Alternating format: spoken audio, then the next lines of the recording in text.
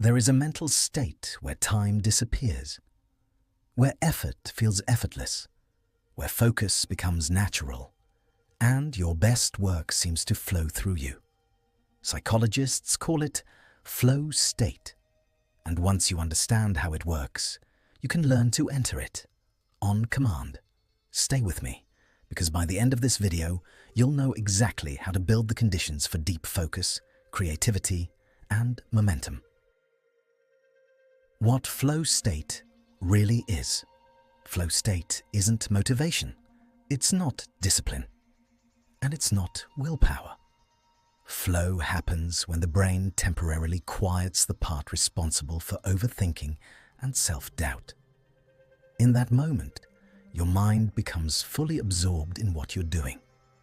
Neuroscientists have found that during flow, your brain releases a powerful combination of chemicals: dopamine, norepinephrine, and endorphins.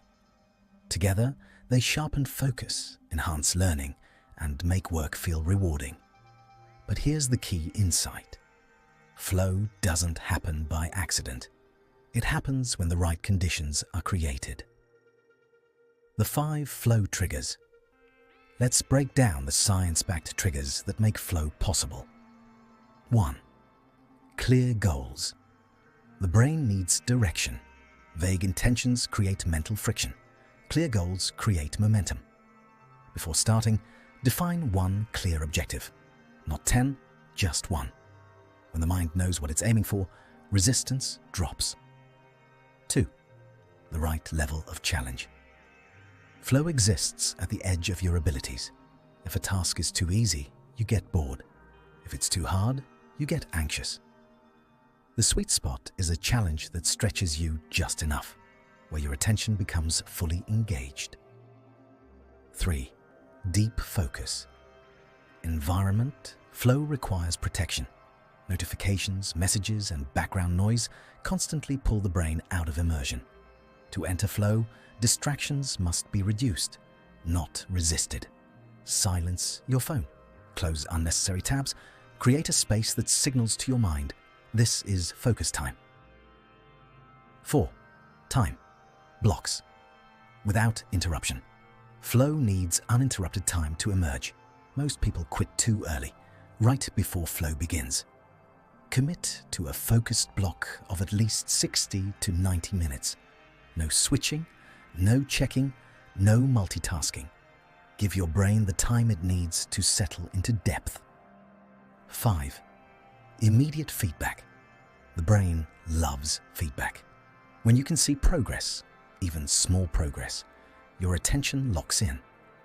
This is why writing, designing, coding, or problem solving often trigger flow more easily than passive tasks. How to enter flow on command. Here's a simple routine you can use before any deep work session.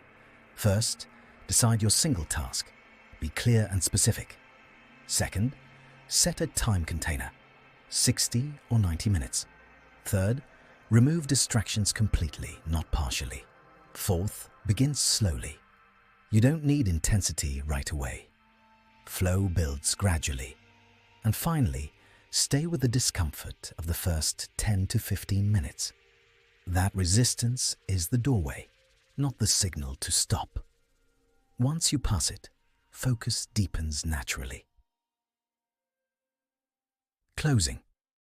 Flow is not something you chase. It's something you allow by designing the right conditions.